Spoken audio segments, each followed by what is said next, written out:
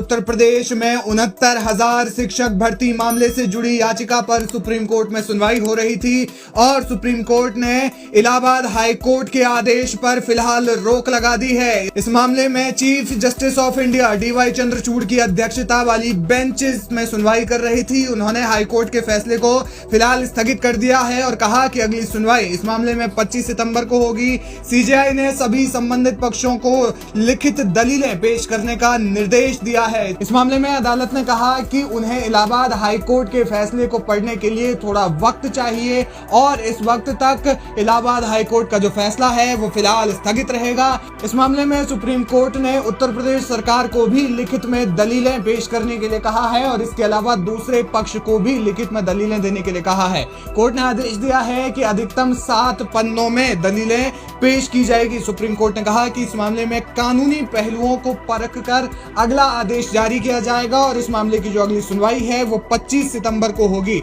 आपको बता दें कि इसका असर जो है वो लगभग 19,000 ऐसे शिक्षकों पर पड़ सकता है जो कि लगभग 4 सालों से उत्तर प्रदेश में बतौर सहायक शिक्षक नौकरी कर रहे हैं। माना जा रहा है कि इसके लिए कोर्ट ने 2 नोडल वकील भी तय किए हैं और राज्य सरकार से भी लिखित में जवाब दाखिल करने के लिए कहा है। इलाहाबाद हाई कोर्ट ने अपने फैसले में जून 2022 और जनवरी 2022 की चयन सूचियों को रद्द कर दिया था और उसके बाद उत्तर प्रदेश सरकार को 2019 की ARTE सहायक शिक्षक भर्ती परीक्षा के आधार पर 3 महीने के भीतर नई चयन सूची को जारी करने का आदेश दिया था। इसके लिए व्यापक स्तर पर उत्तर प्रदेश में प्रदर्शन हो रहे थे। युवा शिक्षक जो थे वो तमाम जगहों पर प्रदर्शन कर रहे थे। इसके लिए सड़क में विरोध प्रदर्शन हुए और साथ ही साथ जो आरक्षण का मुद्दा था वो भी इसमें खूब गरमाया था और इसमें उत्तर प्रदेश सरकार की खासी किरकिरी भी हुई थी।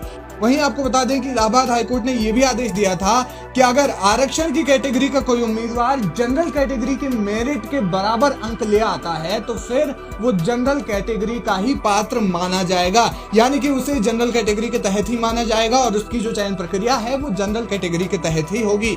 इस फैसले से राज्य में पहले से कार्यरत कई शिक्षकों में चिंता पैदा हो गई है, जिन्हें कोर्ट के फैसले के कारण अपनी नौकरी खोने का अब डर जो है वो सताने लगा है। लेकिन इस वक्त की बड़ी खबर यही है कि सुप्रीम कोर्ट ने इलाहाबाद हाई कोर्ट के फैसले को फिलहाल स्थगित कर दिया है और इसमें दोनों पक्षों को लिखित में दलील देने का आदेश दिया है। वहीं सुप्रीम कोर्ट ने कहा कि इस मामले में उन्हें इलाहाबाद हाई कोर्ट का जो फैसला है उसे पढ़ने के लिए थोड़ा समय चाहिए और इसकी अगली सुनवाई 25 सितंबर को होगी।